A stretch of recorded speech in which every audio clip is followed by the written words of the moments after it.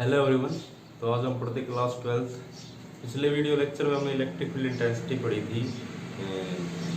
आज इस वीडियो के अंदर हम पढ़ेंगे electric field intensity at a point on the axis of uniformly charge ring. Uniformly कोई चार्ज रिंग है, उसके ऊपर अगर हम इलेक्ट्रिक फील्ड इंटेंसिटी फाइंड करना चाहें तो कैसे फाइंड करेंगे वो देखते हैं आज हम। तो कोई भी एक यूनिफॉर्मली चार्ज रिंग लेते हैं जिसकी कोई थिकनेस है, स्मॉल थिकनेस है। क्या है, जो चार्ज रिंग जो हमने ली उसकी थिकनेस जो है वो बिल्कुल स्मॉल है, स्मॉल थिकनेस। थिकनेस क्या है उसकी, बिल्कुल स्मॉल। तो रिंग है तो और चार्ज कैसे डिस्ट्रीब्यूटेड है, यूनिफॉर्मली। यूनिफॉर्मली मतलब जो उसके ऊपर चार्ज हो क्या है, इक्वल अमाउंट में डिस्ट्रीब्यूटेड। तो कोई यूनिफॉर्मली चार्ज रिंग ले अगर हम, ये ऐसी कोई रिंग होगी, इसके ऊपर क्या है, चार्ज है। चार्ज कहाँ मिलेगा, अब रिंग है तो चार्ज कहाँ मिलेगा हमें, सरफेस के ऊपर मिलेगा ना, यानी लेंथ के ऊपर मिलेगा, इस सरफेस पे मिलेगा, सरकमफ्रेंस पे मिलेगा। चार्ज कहाँ मिलेगा, सरकमफ्रेंस पे, यूनिफॉर्मली डिस्ट्रीब्यूटेड है। और क्या करें, किसी एक्सिस के ऊपर, ऑन द एक्सिस ऑफ, तो एक्सिस कौन सा होगा, सेंटर है इसका, तो सेंटर से ही तो होगा एक्सिस। तो इस एक्सिस पे कोई पॉइंट है P, इस पॉइंट P के ऊपर हमने क्या फाइंड करनी है, इलेक्ट्रिक फील्ड इंटेंसिटी फाइंड करनी है इस पूरी रिंग की वजह से। तो पूरी रिंग की वजह से तो हम फाइंड नहीं कर सकते। हम क्या करते हैं भाई, एक हमने पहले भी कुछ जो भी हमने आर्टिकल किए थे उनके अंदर क्या किया था, एक स्मॉल चार्ज कंसिडर किया था, एक small element D Q, charge का small element D Q consider किया। अगर इसके ऊपर चार्ज क्यू है टोटल, और अगर हम यहाँ एक small charge D Q consider करें तो उसके ऊपर क्या कोई लेंथ होगी उसकी, डीएल लेंथ होगी, और उस डीएल लेंथ के ऊपर स्मॉल चार्ज डी क्यू है, तो उसकी वजह से इस पॉइंट पी पे एक स्मॉल इलेक्ट्रिक फील्ड इंटेंसिटी होगी डी। और उन अगर जैसे ये रिंग है हमारे पास, ये रिंग है, तो इन सभी डी को क्या करते हैं हम, ऐड कर दे, इंटीग्रेट कर दे। देखो ये डी है, ये जो हमारा डी क्या हो, इसकी वजह से इलेक्ट्रिक फील्ड, मान लो वहां पॉइंट पी है तो उस पे इलेक्ट्रिक फील्ड होगा। यहाँ पे डी कंसिडर किया, इस डी की वजह से, इस डी क्या की वजह से, सॉरी डी तो वहां मिलेगा पॉइंट पी पे, यहाँ डी क्या कंसिडर किया, इस डी क्या की वजह से उस पॉइंट पे फिर इलेक्ट्रिक फील्ड होगा। ऐसे यहाँ डी क्या कंसिडर किया, उस पॉइंट पे इलेक्ट्रिक फील्ड, यानी डी क्या को क्या कर दे, समेशन कर दे, तो उन सभी डी क्या की वजह से क्या मिलेगा हमें, डीई मिलेगा, स्मॉल इलेक्ट्रिक फील्ड इंटेंसिटी मिलेगा। और उस डी क्या को अगर हम ऐड करते जाते हैं या फिर क्या करें, उसका इंटीग्रेशन करें, तो हमें क्या मिल जाएगी, टोटल इलेक्ट्रिक फील्ड इंटेंसिटी मिल जाएगी एट पॉइंट टी पे। तो मान लिया ये डिस्टेंस कितनी है, ये डिस्टेंस है हमारे पास r, और ये जो डायमीटर है इसका कितना है a।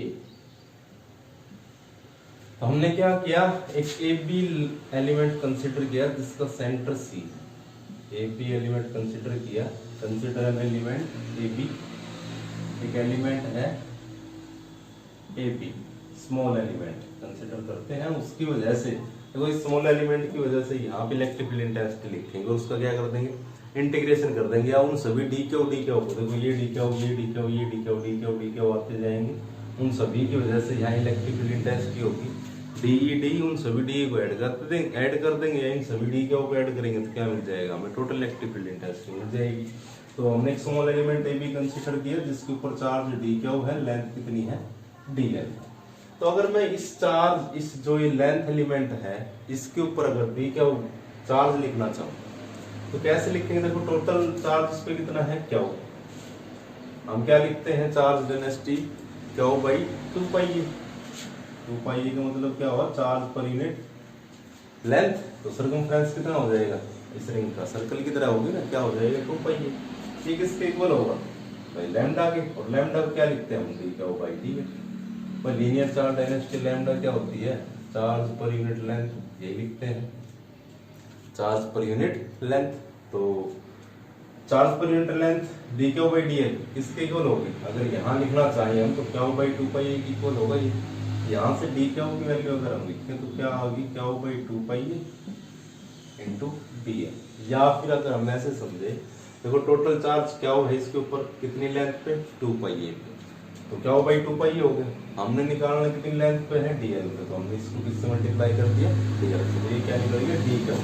इस जो एपी जो हमने लेंथ ना सॉरी एलिमेंट कंसीडर किया डी क्यू, जिसके ऊपर चार्ज डी क्यू है, लेंथ डीएल है, उस पे टोटल चार्ज कितना है D Q, Q by 2 pi into DL. और रिंग पे कितना है, क्यू है। थिकनेस इसकी स्मॉल है। अब इसकी वजह से इस पॉइंट पे क्या मिलेगा, इलेक्ट्रिक फील्ड इंटेंसिटी मिलेगी, ऐसे तो फाइंड करते हैं हम। तो ये क्या होगी हमारी इस पॉइंट पे इलेक्ट्रिक फील्ड इंटेंसिटी। अब इसकी वजह से इलेक्ट्रिक फील्ड इंटेंसिटी होगी पॉइंट पी पे, प्लस की वजह से कैसे होती है आउटवर्ड, वो क्या होगी पॉइंट पी पे। अब यहाँ प्लस क्या हो चार्ज है ना, प्लस क्या होती है इलेक्ट्रिक फील्ड इंटेंसिटी क्या होती है, मतलब फोर्स कहाँ लगता है आउटवर्ड, इलेक्ट्रिक फील्ड इंटेंसिटी क्या होगी आउटवर्ड, यानी इलेक्ट्रिक फील्ड लाइन क्या होती है प्लस के लिए आउटवर्ड होती है और नेगेटिव के लिए रेडियली इनवर्ड। ये हो गया हमारे डी, ये क्या होगी डी हो गया हमारा। अब देखो ये हमारा एक्सिस ऑफ रोटेशन है, ये इसके साथ मान लिया एंगल थीटा बना रहा है, तो एंगल बना रहा है थीटा। तो अगर हम इस C से, ये पॉइंट C बोला था हमने, C से P, C से P, इस इन दोनों के बीच की डिस्टेंस देखे तो ये तो R है, ये A है, तो ये क्या हो जाएगी R square plus A square का अंडर रूट पाइथागोरस से हम लगाएंगे इस ट्रायंगल पे। तो देखो अब इलेक्ट्रिक फील्ड इंटेंसिटी लिखे अगर P पॉइंट पे, इलेक्ट्रिक फील्ड इंटेंसिटी क्या होगी इस डी क्या की वजह से DE होगी, स्मॉल इलेक्ट्रिक फील्ड इंटेंसिटी होगी, स्मॉल चार्ज कंसीडर किया तो उसकी वजह से स्मॉल इलेक्ट्रिक फील्ड इंटेंसिटी होगी। तो D किसके इक्वल होगा 1/4 एप्सिलॉन नॉट, क्या होती है हमारे पास इलेक्ट्रिक फील्ड इंटेंसिटी K क्या हो भाई R स्क्वायर, नहीं होती है। तो 1/4 एप्सिलॉन नॉट, चार्ज कितना है D क्या हो R स्क्वायर, R कितना है हमारे पास यानी CP स्क्वायर लिखेंगे, C से P के बीच की डिस्टेंस।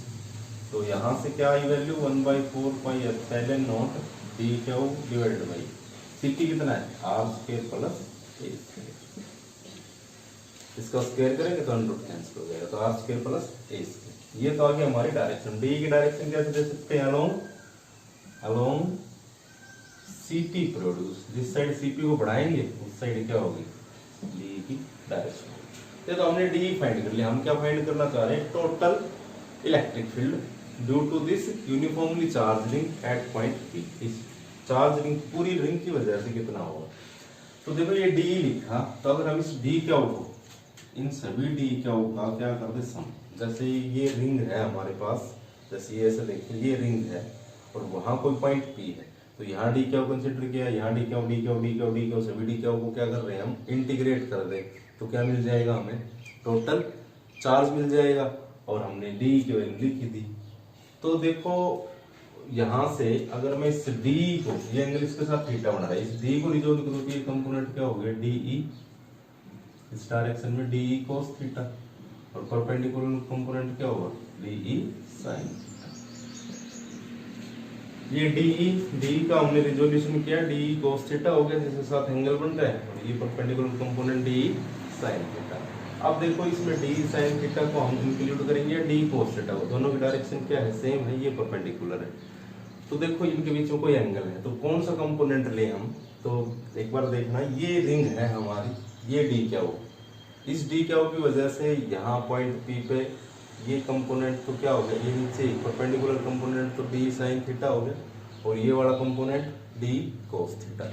ऐसे अगर मैं यहाँ पे कंसीडर करूँ, जैसे ये रिंग है एक बार थोड़ा समझना, यहाँ पे कंसीडर किया, अगर मैं यहाँ कंसीडर करता हूँ ये पॉइंट P, तो ये तो हमारे इलेक्ट्रिक फील्ड इंटेंसिटी DE होगी और ये कंपोनेंट क्या हो गया DE cos थीटा और ये DE sin। अगर मैं यहाँ कंसीडर करता हूँ, ऐसे रिंग है, पहले यहाँ कंसीडर किया था, मैं यहाँ कंसीडर करूँ तो यहाँ कंसीडर करूँ तो यहाँ से ये डिस्टेंस होगी तो डायरेक्शन में होगी DE, अब DE cos थीटा ना ये DE हो गया, तो यहाँ ये कंपोनेंट क्या होगा DE cos थीटा और इसका परपेंडिकुलर कंपोनेंट देखो यहाँ से देखा हमने, यहाँ ये रिंग थी, ये रिंग थी, यहाँ क्या है D क्या हो, तो इस पॉइंट की वजह से यहाँ D हो गया, ये D की डायरेक्शन होगी, तो ये एक्सिस है हमारा, ये एक्सिस है ना, ये रिंग है, ये D क्या है, ये एक्सिस है, तो ये तो D हो गया, तो ये कंपोनेंट तो क्या हो गया D cos थीटा। अब ये जो चार्ज इसकी वजह से ये कंपोनेंट क्या हो गया D sin theta perpendicular component. तो हमें क्या मिल रहा है कि जो ये D जो भी हम कंसीडर कर रहे हैं इनका D sin theta D cos theta D sin theta जो है वो अबाउट डायमीटर, ये डायमीटर है ना हमारा, इसके अलावा एक दूसरे को क्या कर देंगे, कैंसिल कर देंगे। और इन डी क्यू का सभी का जो कंपोनेंट कोस थीटा वाला कंपोनेंट है वो एक ही एक्सिस पे आएगा। तो टोटल इलेक्ट्रिक फील्ड जो होगा वो इन डी क्यू की वजह से क्या होगा, डी कोस थीटा होगा, क्योंकि डी साइन थीटा तो क्या हो जाएंगे, कैंसिल हो जाएंगे। ये रिंग है हमारी, यहाँ चार्ज है, यहाँ स्मॉल डी क्यू को सम कर दो या फिर इंटीग्रेट कर दो। सम करेंगे तो भी क्या मिलेगा, इंटीग्रेट करेंगे तो भी क्या मिलेगा। तो सभी डी क्यू को ऐड करेंगे और डी क्यू की वजह से, सभी डी क्यू की वजह से कितना इलेक्ट्रिक फील्ड पॉइंट इस पी पे वो देखेंगे। तो सभी डी क्यू की वजह से अगर पॉइंट पी पे इलेक्ट्रिक फील्ड देखते हैं, थोड़ा इमेजिनेशन करेंगे, ये रिंग है हमारी, वहाँ पॉइंट पी है, तो ये डी क्यू है, ये डी क्यू है, ये डी क्यू, इन सभी डी क्यू की वजह से उस पॉइंट पे क्या लिखेंगे हम, इलेक्ट्रिक फील्ड लिखेंगे। अब वो जो डी होगा वो दो कंपोनेंट विजिबल होगा, डी कोस थीटा और डी साइन थीटा। तो ये जो डी साइन थीटा जो कंपोनेंट मिलेंगे इन सभी डी क्यू की वजह से, वो एक दूसरे को कैंसिल कर देंगे और डी कोस थीटा क्या होते जाएंगे, ऐड होते जाएंगे। तो टोटल इलेक्ट्रिक फील्ड इंटेंसिटी होगी पॉइंट पी पे इन सभी डी क्यू की वजह से, वो क्या हो जाएगी हमारे पास, टोटल इलेक्ट्रिक फील्ड इंटेंसिटी जो होगी वो क्या होगी, डी कोस थीटा। क्योंकि डी साइन थीटा है वो अबाउट डायमीटर, इस डायमीटर के अबाउट डायमेट्रिकली क्या हो जाएंगे, एक दूसरे के अपोजिट होंगे। डायमेट्रिकली एक अपोजिट का मतलब, जैसे ये डी साइन थीटा, मान लिया हमें यहाँ कोई चार्ज ले तो उसका जो कंपोनेंट रिजोल्व होगा वो कुछ ऐसे होगा, यहाँ डी साइन थीटा होगा, ये डी साइन थीटा, दूसरे एक दूसरे के क्या होंगे, अपोजिट होंगे। और कोस थीटा वाला कंपोनेंट क्या होता जाएगा, ऐड होता जाएगा। तो जो टोटल इलेक्ट्रिक फील्ड होगा वो किसके इक्वल होगा, डी कोस थीटा के। अब यहाँ पे इन सभी डी कोस थीटा को देखो, इस डी क्यू सभी को, जैसे डी कोस थीटा पे है, डी कोस थीटा सभी का सेम लाइन पे है, तो सभी को ऐड करेंगे तो क्या लिख सकते हैं हम, समेशन डी कोस थीटा। तो यहाँ से हम क्या लिख सकते हैं, डी की वैल्यू हमारे पास है 1/4 pi epsilon not D Q cos theta, D Q को बाहर रखते हैं हम क्योंकि ये क्या है, इंटीग्रेट करेंगे, इसका समेशन करेंगे, R square plus A square और इनटू कोस थीटा, ये सभी हमारे पास कांस्टेंट है। समेशन किसका होगा, डी का होगा। या फिर इसको क्या कर सकते हैं हम, इंटीग्रेट कर सकते हैं 1/4 pi epsilon naught cos theta, ऊपर हमारे पास कांस्टेंट है R square plus A square, into में इंटीग्रेट डी का, इंटीग्रेट डी का। तो देखो डी क्यू की वैल्यू हमारे पास है, ये वैल्यू पुट करते हैं हम यहाँ, तो E इक्वल टू क्या आया हमारे पास, 1/4 pi epsilon naught cos theta divided by R square plus A square. D Q की वैल्यू पुट करो, क्यू बाई 2 पाई है, तो ये भी कांस्टेंट वैल्यू है, इनटू में डी है, ये क्या है हमारे पास, इसका इंटीग्रेशन होगा। या समेशन कर दे, इन सभी डीएल को जोड़ते जाएं, ये रिंग है, इन सभी डीएल को जोड़ेंगे तो क्या मिलेगा हमें, 2 पाई ये मिलेगा ना। और ये डीएल इन सभी डीएल को क्या कर दें, ऐड कर दे, तो ये सर्कमफ्रेंस मिल जाएगा, पूरी लेंथ मिलेगी कितनी, 2 पाई है। तो यहाँ से हमारे पास वैल्यू क्या आ जाएगी, डीएल की जगह क्या लिख सकते हैं हम, 2 पाई ए, 2 पाई ए से 2 पाई ए कैंसिल, तो क्या रिजल्ट बचता है हमारे पास, 1/4 pi epsilon naught cos theta R square plus A square नीचे है, into cos theta, into cos theta. Cos theta की वैल्यू पुट कर देते हैं इस ट्रायंगल से, तो कोस थीटा हमारे पास क्या होगा,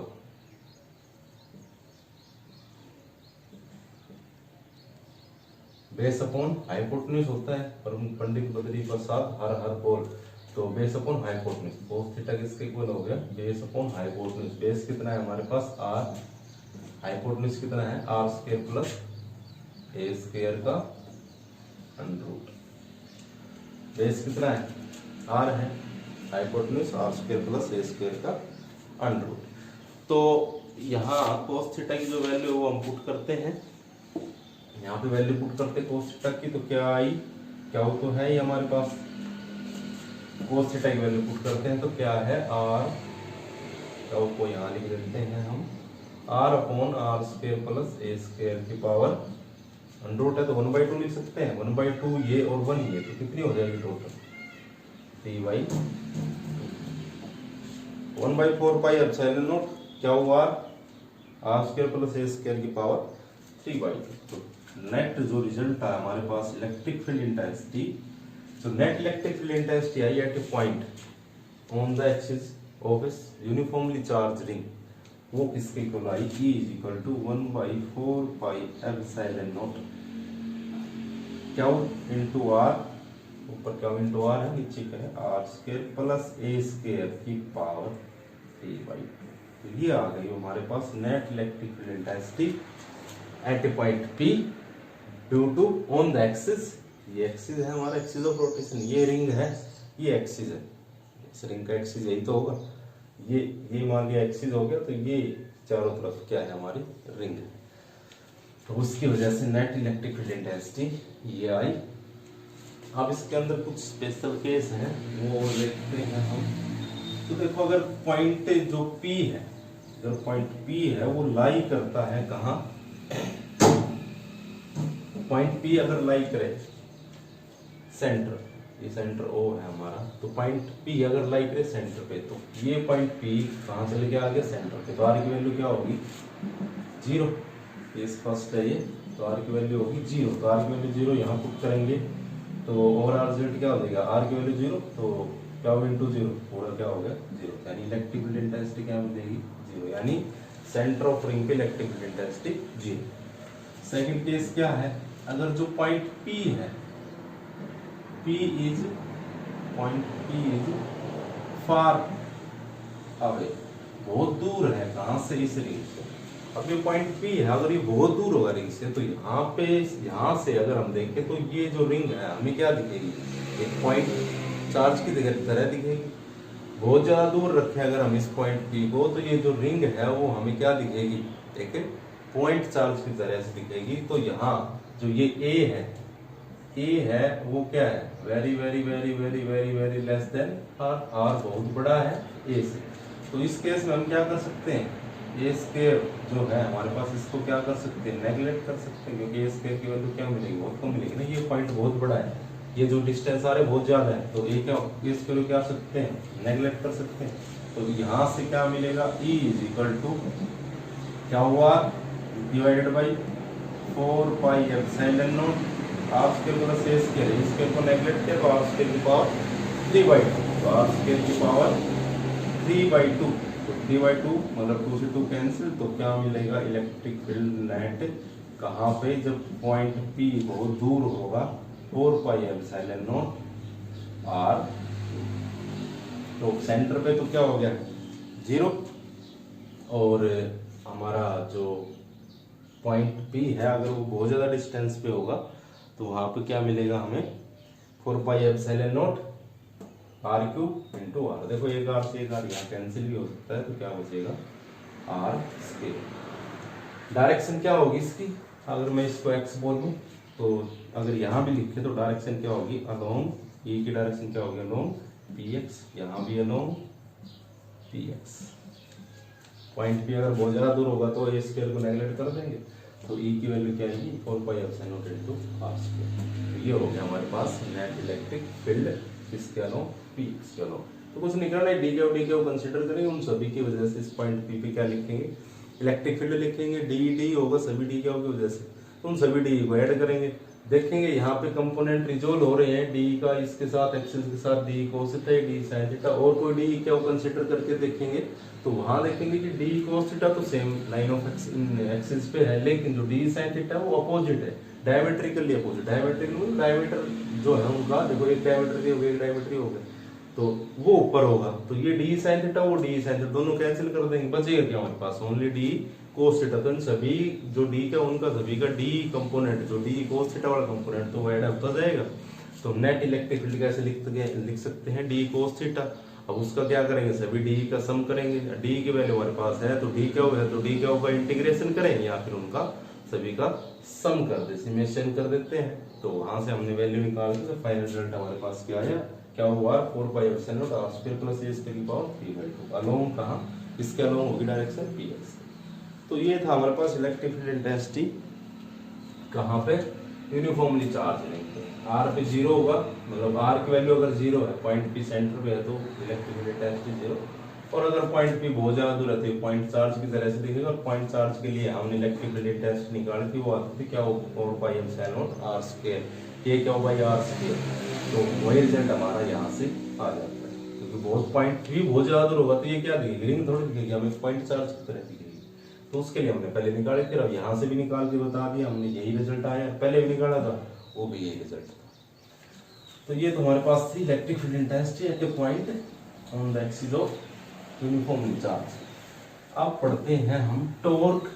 जो डायपोल है, अगर हम उसको इलेक्ट्रिक फील्ड में रख देते हैं, कोई डायपोल लिया हमने, तो उसको अगर हम इलेक्ट्रिक फील्ड में रख दें तो उसके ऊपर क्या लगेगा, टॉर्क लगता है। तो उस टॉर्क के लिए एक्सप्रेशन अगर हम फाइंड करें तो वो क्या होगी, तो टॉर्क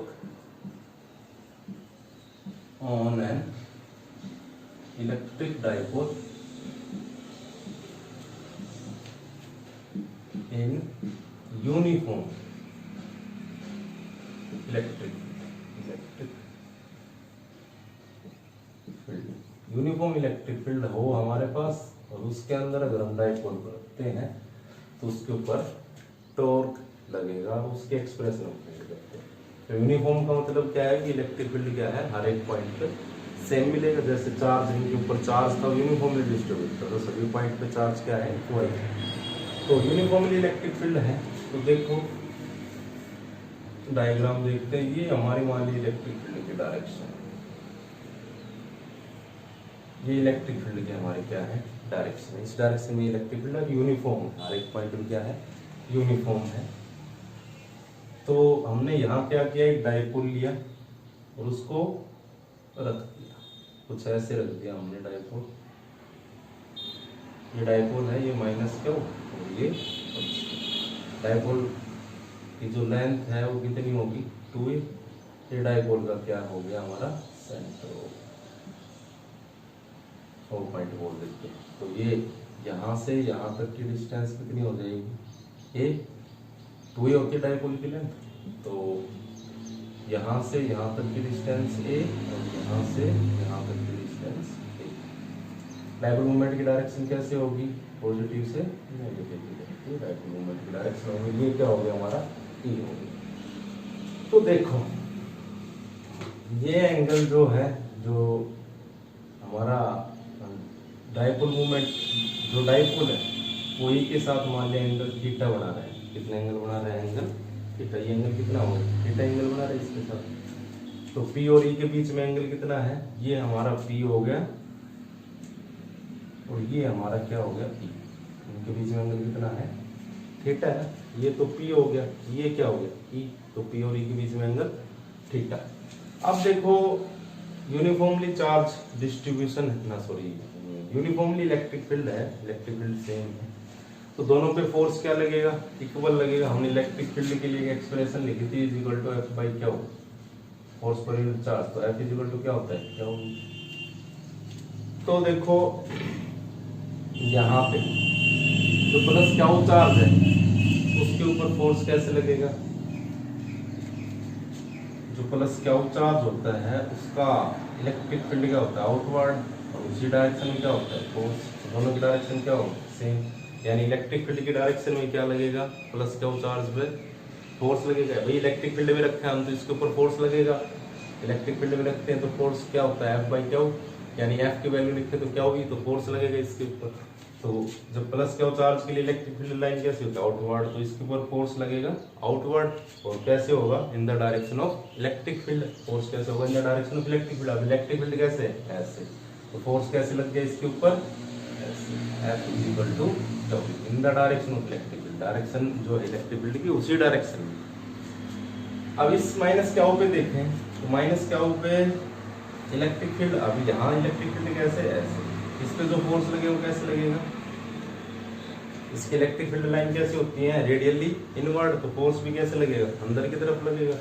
तो मतलब क्या हो रहा है, अभी यहाँ सिचुएशन की इलेक्ट्रिक फील्ड तो ऐसे है, अब फोर्स लग रहा है, कैसे लग रहा है, इसके इस इलेक्ट्रिक फील्ड की यहाँ जो सिचुएशन वो इलेक्ट्रिक फील्ड तो ऐसे है, और इस पे फोर्स जो लगे वो कैसे लगता है, अंदर की तरफ। तो मतलब इलेक्ट्रिक फील्ड ऐसे और फोर्स ऐसे, तो अपोजिट हो गया। तो इस पर फोर्स कैसे लगेगा, अपोजिट। तो मतलब ऐसे F is equal to Q minus Q भी लिख सकते हो। यहाँ पे नेट फोर्स देखें अगर हम नेट फोर्स, तो नेट फोर्स कितना होगा यहाँ देखो, plus Q V minus Q V minus Q V, net force यही हो गया, तो कितना हो गया 0। तो नेट फोर्स जो है इस डायपोल को क्या है 0, यानी ये डायपोल किस में है, क्या बोल सकते हैं, ये इक्विलिब्रियम में है। अब ये जो E है वो P के साथ, ये तो E हो गया हमारा और ये क्या हो गया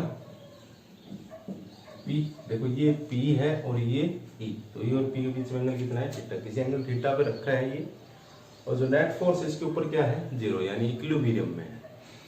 तो हमने पढ़ा था, देखो ये इसका एक्सिस सेंटर है, ये सेंटर है, ये एक्सिस ऑफ रोटेशन है। देखो एक फोर्स, अब ये जो सिचुएशन है मान लिया ये इलेक्ट्रिक फील्ड है हमारा, ये डाइपोल है, ये ऐसे रखा है, इस पे एक फोर्स तो ऐसे लग गया, एक फोर्स ऐसे लग गया, तो ये क्या करना शुरू करेगा, रोटेट करना शुरू करेगा। अब देखो जो ये इनकी लाइन ऑफ एक्शन है फोर्सेस की, अगर वो सेम होती, मतलब एक ही डायरेक्शन होती, लाइन ऑफ एक्शन का मतलब जैसे ये हमारा सेंटर है इस डाइपोल का, तो लाइन ऑफ एक्शन का सेम मतलब ये दोनों फोर्स क्या हो एक दूसरे के इक्वल और अपोजिट, फोर्स क्या हो इक्वल और अपोजिट, लेकिन लाइन ऑफ एक्शन क्या हो उनकी, लाइन ऑफ एक्शन जहाँ पे वो लग रहे हैं उस एक लाइन पे हो, लाइन ऑफ एक्शन एक लाइन पे हो मतलब सेम हो। लेकिन यहाँ लाइन ऑफ एक्शन सेम है, एक फोर्स तो यहाँ है, एक फोर्स यहाँ है। अगर ये ऐसे होता, ये एक फोर्स ही होगा, एक फोर्स ही होगा, ये इनकी लाइन ऑफ एक्शन क्या होगी सेम, ये लाइन ऑफ एक्शन सेम होती तो ये रोटेट थोड़ी करता। लेकिन अब एक फोर्स ऐसे, एक फोर्स ऐसे, एक फोर्स ऐसे लग रहा है, एक फोर्स ऐसे लग रहा है, तो इनकी लाइन ऑफ एक्शन क्या है डिफरेंट है। तो क्या होगा, एक फोर्स ये है, एक फोर्स ऐसे लगा, एक फोर्स ऐसे लगा, तो ये तो इसको ऐसे मूव कराएगा और ये इसको ऐसे मूव कराएगा।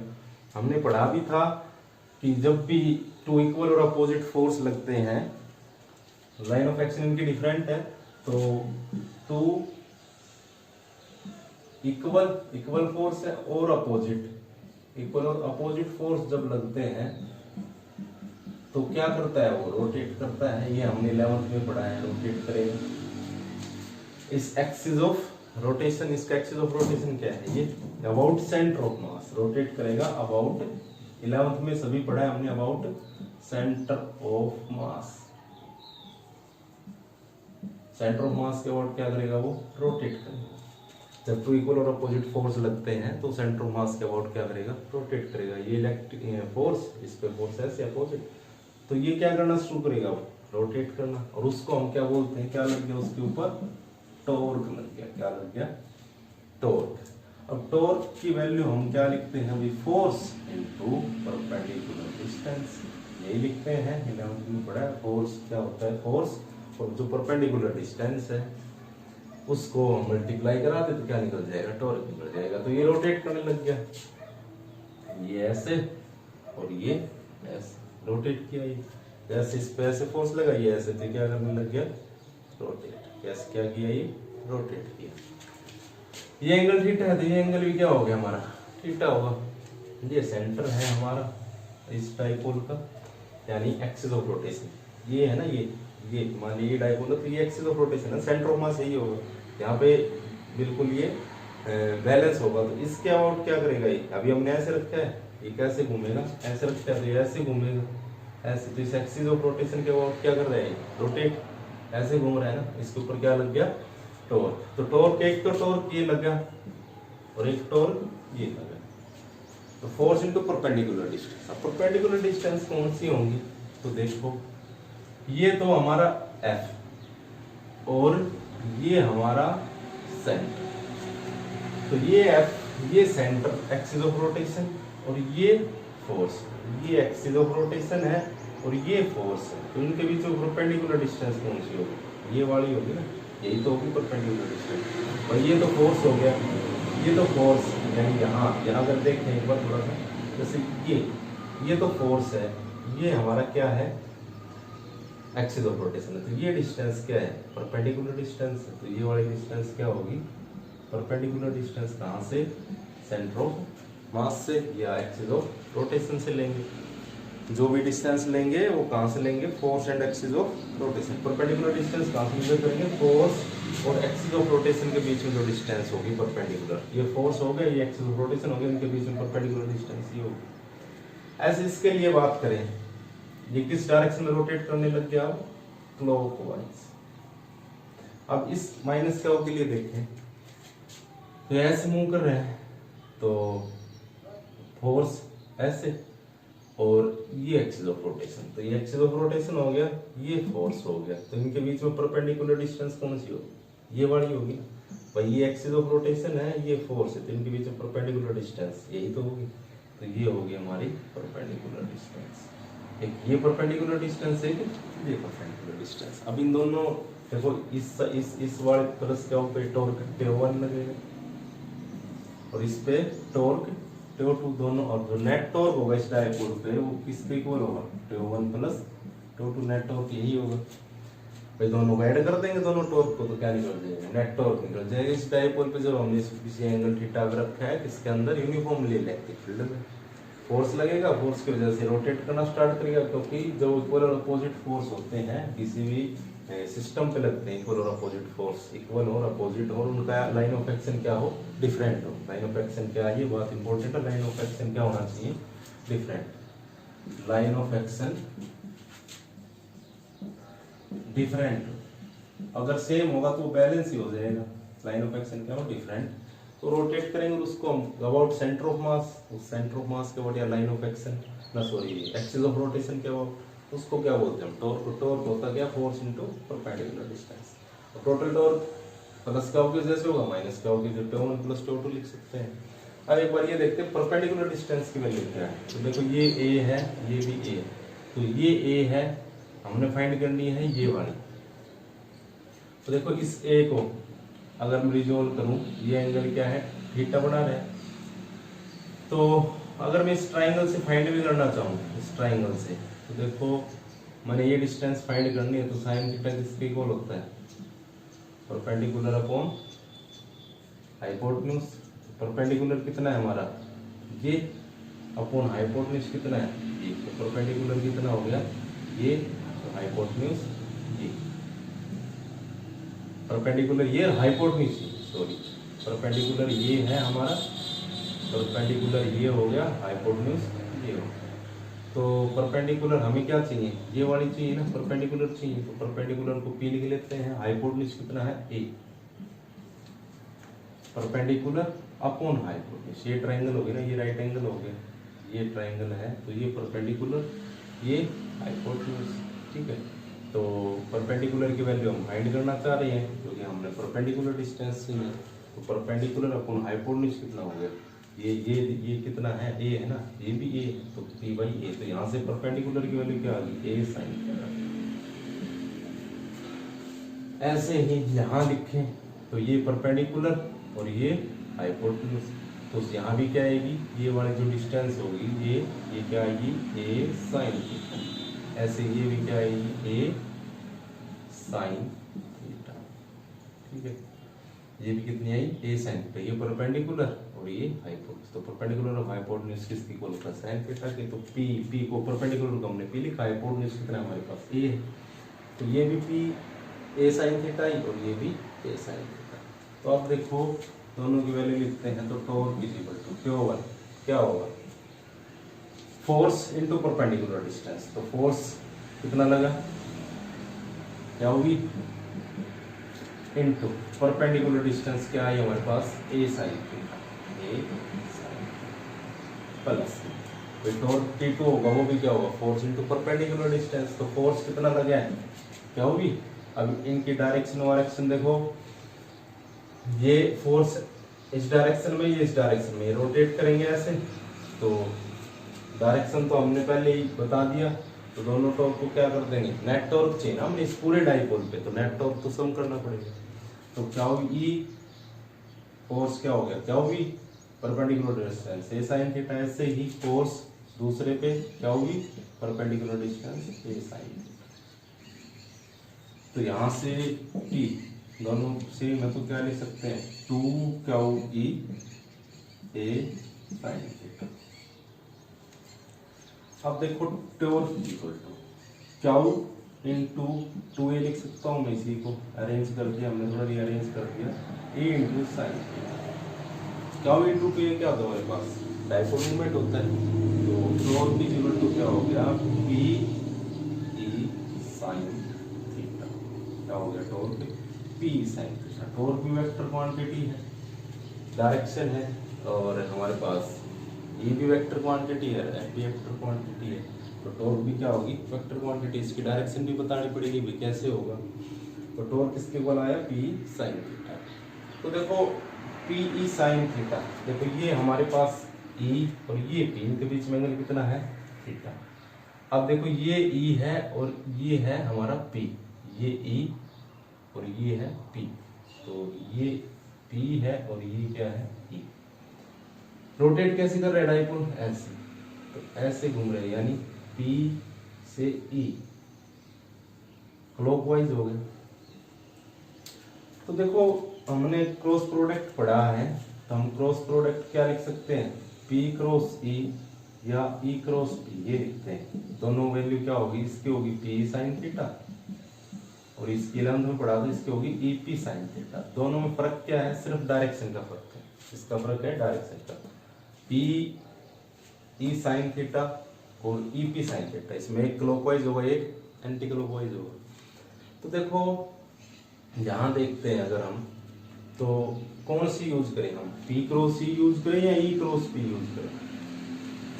तो देखो हमारा डाइपोल किस साइड मूव कर रहा है, क्लॉकवाइज डायरेक्शन, और P से कहाँ रहे हम, P से E, तो ये भी किस डायरेक्शन में, क्लॉकवाइज में।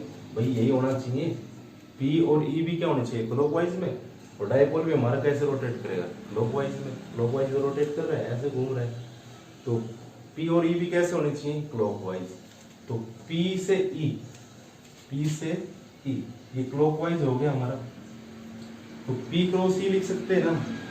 E क्रॉस P तो क्या होगा, एंटी क्लॉकवाइज, मतलब ऐसे होगा, लेकिन डाइपोल तो हमारा ऐसे रोटेट कर रहे हैं ना, और ये E से P बता रहे हैं, तो ये तो ऐसे हो गया, डाइपोल ऐसे रोटेट करना चाहिए, लेकिन डाइपोल हमारा कैसे रोटेट कर रहा है, क्लॉकवाइज डायरेक्शन में, ऐसे रोटेट कर रहा है, ऐसे रखा है, तो ये P और ये E, तो ये ऐसे रोटेट कर रहा है, तो हमारा E से E की तरफ, यानी ऐसे रोटेट करें ना क्लॉकवाइज, तो टॉर्क क्लॉकवाइज है, तो ये P क्रॉस E लिख सकते हैं, E क्रॉस P नहीं लिख सकते, क्योंकि E क्रॉस P में तो ऐसे होना चाहिए, लेकिन टॉर्क कैसे लग रहा है, ऐसे। वैसे तो ये वाले तो यूज नहीं करेंगे हम, BP साइन थीटा, तो क्या यूज करेंगे, P क्रॉस E। तो यहाँ से टॉर्क को क्या लिख सकते हैं हम, P क्रॉस E, क्या लिख सकते हैं, torque is equal to P cross E, यानी PE साइन थीटा। तो ये निकाल दिया हमने टॉर्क की वैल्यू, टॉर्क किसके इक्वल आ गया, P क्रॉस E। P भी हमारे पास वेक्टर क्वांटिटी, E भी वेक्टर क्वांटिटी। तो देखो डायरेक्शन कैसे देंगे अब हम इस टॉर्क की डायरेक्शन कैसे देंगे। तो टॉर्क की डायरेक्शन कैसे देते हैं, देखो हमने A क्रॉस B पढ़ा, तो A क्रॉस B किसके इक्वल होता है, AP साइन थीटा, वेक्टर पढ़े थे तब बताया था क्रॉस प्रोडक्ट। तो P क्रॉस E, तो P क्रॉस E मतलब ये तो P और ये E, इनके बीच में एंगल थीटा, ये हमारा E है और ये क्या है, सॉरी ये E और ये P, इनके बीच में एंगल थीटा है। तो क्या है हमारे पास, P cross E, P cross E, P cross E इसके इक्वल होगा टॉर्क की। तो ये क्या आ गया, हमारी टॉर्क की डायरेक्शन। तो किससे दे सकते हैं डायरेक्शन टॉर्क की, राइट हैंड थंब रूल से, या screw rule, right hand screw rule भी बोल देते हैं हम, स्क्रू रूल। कैसे बोलते हैं हम, जैसे ये P cross E, P cross E इसके इक्वल हो टॉर्क के। अब इसमें जो है ये क्या है हमारा P, राइट हैंड रखो, ये P और ये E, तो P क्रॉस E क्या हो गया, इनवर्ड। टॉर्क किस साइड होगा, इनवर्ड। तो टॉर्क की डायरेक्शन क्या होगी, टॉर्क इज इक्वल टू क्या है, P क्रॉस E या P इज साइन थीटा। तो टॉर्क की डायरेक्शन क्या होगी, into the page, into the page, इस कंडीशन के लिए इनटू द पेज। ये P ये E, ऐसी तो है क्लॉकवाइज, ऐसी तो क्लॉकवाइज है रोटेशन, तो P cross E into the H। अगर ऐसे होता E क्रॉस P मतलब P और P ऐसे होता तो क्या होता, आउट ऑफ द केस। तो ये हमारे टॉर्क की डायरेक्शन दे सकते हैं किससे, right hand screw rule, right hand thumb rule या स्क्रू रूल से हम टॉर्क की डायरेक्शन बता सकते हैं। तो अब देखो हमारा जो वैल्यू है वो हमने फाइंड कर लिया। अब देखते हैं हम मैक्सिमम कब होगा टॉर्क। तो टॉर्क मैक्सिमम कब होगा, तो मैक्सिमम कब होगा जब साइन थीटा की वैल्यू क्या होगी, मैक्सिमम। साइन थीटा की वैल्यू मैक्सिमम मतलब थीटा कितना होना चाहिए, थीटा कितना होना चाहिए जब 90, तो टॉर्क क्या हो जाएगा PE sin 90। sin 90 मतलब 0 ना सॉरी 90 मतलब sin 91, तो टॉर्क कितना हो गया PE यानी क्या हो इंटू 2A इंटू में ये आ गया हमारे पास टॉर्क। तो टॉर्क मैक्सिमम कब होगा जब एंगल कितना होगा 90। 90 का मतलब कैसे, एक बार फिगर से देख लेते हैं थोड़ा। तो ये इलेक्ट्रिक फील्ड है मान लिया हमारा, तो एंगल 90 मतलब ये बाइपोलर ले हम ये प्लस क्या हो एंगल कितना हो गया 90, ये P हो गया हमारे डायरेक्शन, तो ये क्या होगी E, तो ये P और ये E, एंगल कितना हो गया 90। तो टॉर्क क्या मिलेगा मैक्सिमम मिलेगा। मिनिमम कब होगा टॉर्क, टॉर्क मिनिमम कब होगा जब थीटा की वैल्यू क्या होगी मिनिमम, थीटा की वैल्यू मिनिमम मतलब 0। तो एक तो टॉर्क मैक्सिमम हो गया 90 पे और एक कितने पे 270 पे। मतलब क्या करें हम इसको E से यहाँ से E की वैल्यू से मेजर करेंगे तो प्लस माइनस यहाँ रखते प्लस यहाँ, तो E को मेजर करेंगे तो ये कितना होगा 270। यहाँ से मेजर करेंगे ना 90 90 90 270, हमने चेंज कर दिया है डाइपोल को 270 से रोटेट किया है, तो भी वैल्यू क्या मिलेगी हमें मैक्सिमम मिलेगी। और 90 पे भी क्या मिलेगी मैक्सिमम। मिनिमम को मिलेगी जब थीटा कितना होगा मिनिमम यानी 0 या फिर कितना 180। थीटा 0 का मतलब क्या होगा भाई E और P में एंगल कितना होना चाहिए, E और P में एंगल है ना थीटा, तो E और P में एंगल कितना होना चाहिए 0, तो ये प्लस माइनस ये प्लस, तो ये होगी P की डायरेक्शन और ये होगी E और P में एंगल कितना है 0। तो एक तो यहाँ पे टॉर्क लिखे तो PE sin 0 sin 0 0, तो टॉर्क क्या हो गया 0। और 180 पे sin 180 भी कितना होगा 0, लेकिन यहाँ पे E और P में एंगल कितना होना चाहिए 180। तो हम क्या करते हैं भाई यहाँ पे प्लस क्या हो रखते हैं, सॉरी यहाँ पे माइनस क्या हो यहाँ प्लस क्या हो, तो डायरेक्शन कैसे हो जाएगी माइनस से प्लस की तरफ होती है P की, तो ये E हो गया और ये हो गया P, तो कितना एंगल हो गया यहाँ 180। तो भी टॉर्क कितना होगा PE 180 sin 180, तो भी टॉर्क कितना मिलेगा 0। तो जरूरी नहीं है जो F नेट है वो 0 हो तो टॉर्क भी हमें जो टॉर्क नेट होगा वो 0 मिले, ऐसा नहीं है कि अलग अलग थीटा की वैल्यू पे डिपेंडेंट है, थीटा कैसे है तो उसके हिसाब से टॉर्क की वैल्यू हम लिख सकते हैं। तो टॉर्क मैक्सिमम लिख दिया हमने, टॉर्क मिनिमम लिख दिया। तो ये जो कंडीशन थी ये वाली कंडीशन, तो देखो यहाँ पे दो टाइप के इक्विलिब्रियम होते हैं, एक स्टेबल इक्विलिब्रियम और एक अनस्टेबल इक्विलिब्रियम। तो देखो यहाँ देखें हम दो केस थे, एक तो एंगल जो कितना है 0, तो ये E और ये था हमारा ये माइनस का और ये प्लस का, तो ये तो E और P के बीच में एंगल दे रखा है जब दोनों क्या हो सेम डायरेक्शन में हो, थीटा की वैल्यू क्या हो 0। और एक केस ये है जब E और P क्या हो एक दूसरे के अपोजिट, तो इसको बोलते हैं हम स्टेबल इक्विलिब्रियम। स्टेबल इक्विलिब्रियम को बोलेंगे हम भी अभी बताएंगे, तो इसको बोलते हैं अनस्टेबल। स्टेबल और अनस्टेबल क्या होता है मैकेनिक्स में पढ़ा दे 11 में। स्टेबल क्या होता है जब अगर इसको हम थोड़ा सा हिलाएं डुलाएं तो ये वापस उसी पोजीशन में आ जाए, और अनस्टेबल क्या होता है हम उसको थोड़ा बहुत हिलाएं लेकिन वापस उसी पोजीशन ना आए, वो रोटेट कर लेगा। जैसे इसके बाद फिर इसको अगर हम ऐसे रखते थोड़ा सा किसी एंगल पे रख देते हैं तो इस पे वही प्लस का पे फोर्स ऐसे लगेगा, माइनस का पे फोर्स ऐसे, यानी फोर्स ऐसे और इस पे ऐसे, यानी ये direction in the direction of field और ये opposite to direction of field. तो क्या करेगा, रोटेट करेगा, वापस घूम के कहाँ जाएगा, जो पहले था तो वहीं। तो उसको बोलते हैं हम स्टेबल इक्विलिब्रियम। कैसे इक्विलिब्रियम हो, स्टेबल इक्विलिब्रियम में तो है नेट फोर्स जीरो है, उसको बोलेंगे स्टेबल इक्विलिब्रियम। तो इसका मतलब क्या हुआ, यहाँ पे इस इलेक्ट्रिक फील्ड जो है, देखो ऐसे रखा था, तो इलेक्ट्रिक फील्ड ने क्या किया, इसको उसी डायरेक्शन में लिया है। तो इलेक्ट्रिक फील्ड क्या करना चाह रहा है, align dipole about its own direction. जिस डायरेक्शन में इलेक्ट्रिक फील्ड है ना, ये उसी डाइपोल को उसी एक्सिस पे रखना चाहता है। हमने रखा है ऐसे, घूम के डाइपोल कैसे हो गया इलेक्ट्रिक फील्ड की डायरेक्शन में। अब इसकी बात करें, अगर इसको मैं किसी एंगल पे रख दूं, ऐसे रख दूं, मैंने कोई रेक्टेंगल उठाया, तो ये फोर्स ऐसे लगेगा, ये फोर्स ऐसे लगेगा। तो सॉरी, डायरेक्शन, एक बार डायरेक्शन मेंशन करते हैं। माइनस क्या की वजह से जो फोर्स लगेगा वो कैसे होगा, माइनस का प्लस क्या की वजह से कैसे होगा, आउटवर्ड, यानी एक ही डायरेक्शन में, एक ही डायरेक्शन मतलब ऐसे। और माइनस क्या की वजह से अपोजिट टू, भाई प्लस क्या की वजह से जो फोर्स होता है वो इन द डायरेक्शन ऑफ ही होता है, माइनस क्या की वजह से अपोजिट टू। तो ये तो क्या करेंगे, इसके ऊपर ऐसे फोर्स लगा रहे हैं ना, कैसे फोर्स लगा रहे हैं, ऐसे।